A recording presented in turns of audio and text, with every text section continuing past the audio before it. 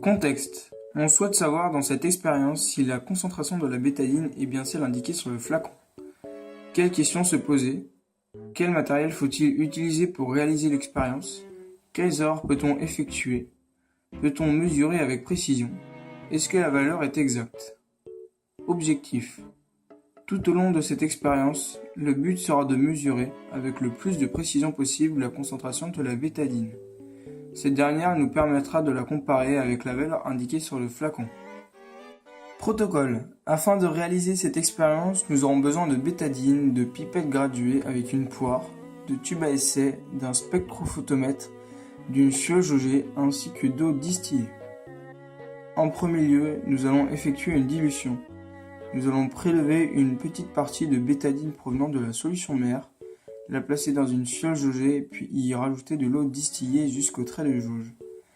Après avoir mélangé, nous obtenons notre bétadine diluée. Par la suite, on extrait une partie de cette dernière dans une fiole que l'on placera dans le spectrophotomètre. Ce dernier étant relié à un ordinateur, on pourra observer sur l'écran la courbe d'absorption du liquide. Avant d'effectuer cette manœuvre, il faudra faire la même chose avec un blanc, c'est-à-dire avec de l'eau distillée, puis activer la fonction blanc sur l'ordinateur, nous permettant d'éviter les erreurs. Dosage par étalonnage. Nous allons maintenant réaliser des solutions filles à partir de la solution mère. Pour cette expérience, nous aurons besoin de la bétadine, d'eau distillée, d'une burette avec une poire ainsi que des tubes à essai. En premier lieu, on verse la solution mère dans la burette, puis par la suite versons les quantités voulues dans chaque tube.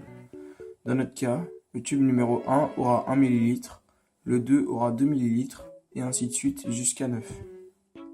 Par la suite, on refait la même manœuvre, mais cette fois-ci avec de l'eau distillée, et en versant de façon à ce que, au final, tous les tubes aient 10 ml.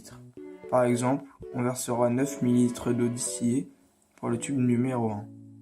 Après avoir fini tout cela, on observe que les teintes des tubes sont différentes et donc logiquement leur concentration en bétadine. Nous avons créé nos solutions filles. Maintenant, nous allons passer les 9 tubes à essai dans le spectrophotomètre par l'intermédiaire d'une fiole afin d'enregistrer les valeurs.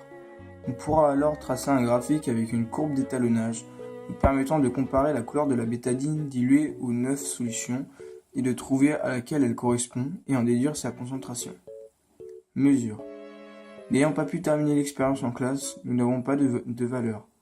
Nous pouvons cependant affirmer que la concentration dans les solutions filles est proportionnelle. En effet, on remarque que la concentration molaire pour 1 ml est de 1 sur 10, pour 2 ml elle est de 2 sur 10, et 6 sur 10 pour 6 ml, etc. Erreurs. Tout au long des expériences, nous avons accumulé des erreurs. Des erreurs aléatoires, précision du spectrophotomètre avec des facteurs comme la luminosité, la quantité des solutions qui n'est sûrement pas exacte mais approximative, mais aussi des erreurs systématiques, les erreurs de parallaxe avec le trait de jauge, ou encore la précision des éprouvettes graduées, pouvant fausser les résultats. Amélioration du protocole.